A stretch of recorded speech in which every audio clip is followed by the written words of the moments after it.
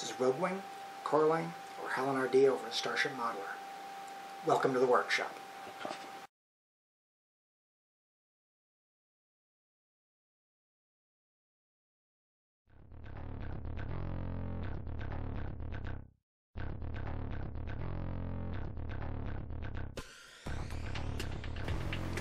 Okay, with the finish of the Stormcat build, I'm sure some of you were wondering, especially Hill D over at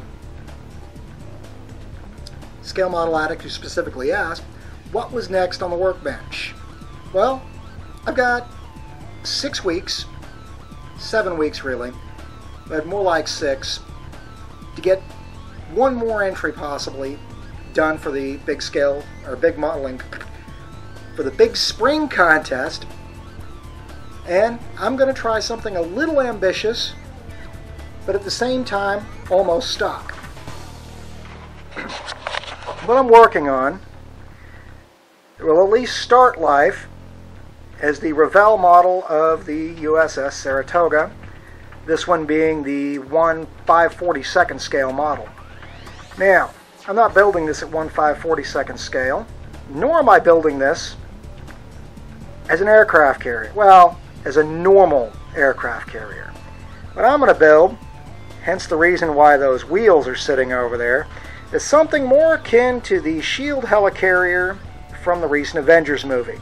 Now, I'm not trying to duplicate this Helicarrier exactly.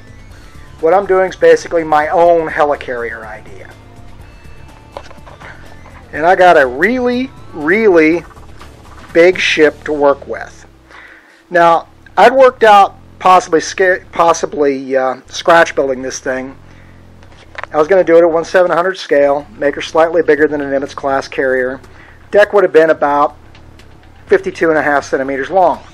Oh gee, this one, I don't know how well that's coming through, is 58.5 centimeters long roughly.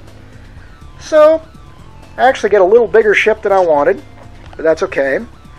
Fun part's going to be making her look the slightly smaller scale. So to do that, I'm probably going to pick up some other aircraft. I mean, I've got the aircraft that came with it, but those are all going to be way too big for my purposes. This one should be an interesting go. Stay tuned and we'll see how things turn out.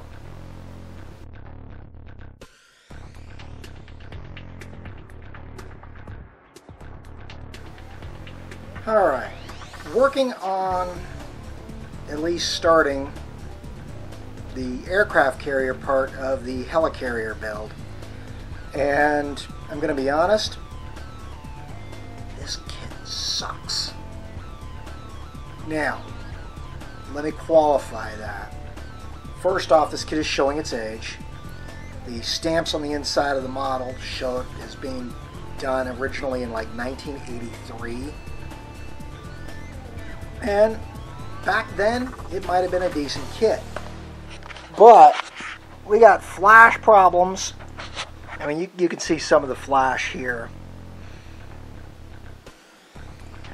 And the flash that we've got is also really thick. Another problem we've got is these parts are not organized in anything remotely resembling making sense. As well as the fact that, you know, on this side of the sprue, some of the numbers are visible. And to get at some of the other numbers, you got to turn the sprue over. This doesn't make sense to me, folks. Now, as far as actually working on the model itself goes, I've got the first step done. You can see there's still some rough areas where I've been cleaning up the flash and getting the parts in place. The directions are not terribly precise, as you can see here. Basically says, okay, this goes there. All right, that much is obvious. But where this connects here, not so obvious. Where this assembly connects to the deck here, not so obvious. Luckily for me, I don't intend to actually build this as the carrier it's representing. But I'm going to take at least a few steps in the directions through all the way. And then I got some serious mod work to do.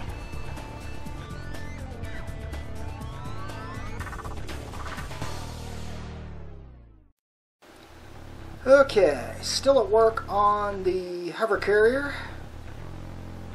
Apologize for the fact we're on shaky cam, but this thing's huge, so it's not sitting on my bench at the moment.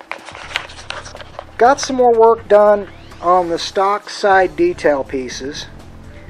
Most of it doesn't look too bad, for which I'm happy. The fact these bays are open into the hangar means I am likely to try building at least some semblance of an interior on the hangar. I'm going to play that by ear while I figure out how I want to deck it and that. I've still got the stock deck to work with, but the deck's probably the last piece of this thing that's actually going to be stock. Given the fact this thing's going to be flying, I have taken the liberty of removing the mounts for what would be the propeller screws. After all, this thing, like I said, this thing's going to be flying. I've taken some old syringes, cut them to length, although I'll be cutting them shorter so that they can mount where the old holes were. By cutting them shorter, I can stack them about there. And ironically have what would be the jet nozzles reaching about the point the old props would have. And then I can still put in the rudders, because it will spend some time in the water. I've also gone in, that's better. I've also gone in and opened up the ends of the caps to better simulate rocket nozzles. Not to worry though.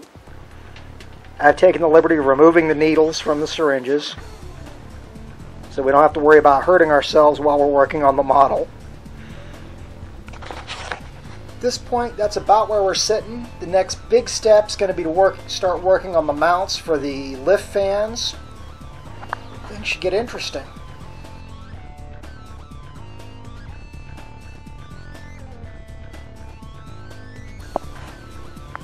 Alright, quick little bit before I go start working on the fan mounts. Gone ahead and glued the thrusters into place. Just used some Testor's liquid cement to glue the tubes into place, as well as glue them onto the mounting pegs. Once these have had a chance to set, I'll go in and clean up the joins with some Aves epoxy sculpt. At this point, it's definitely time to start working on the fans.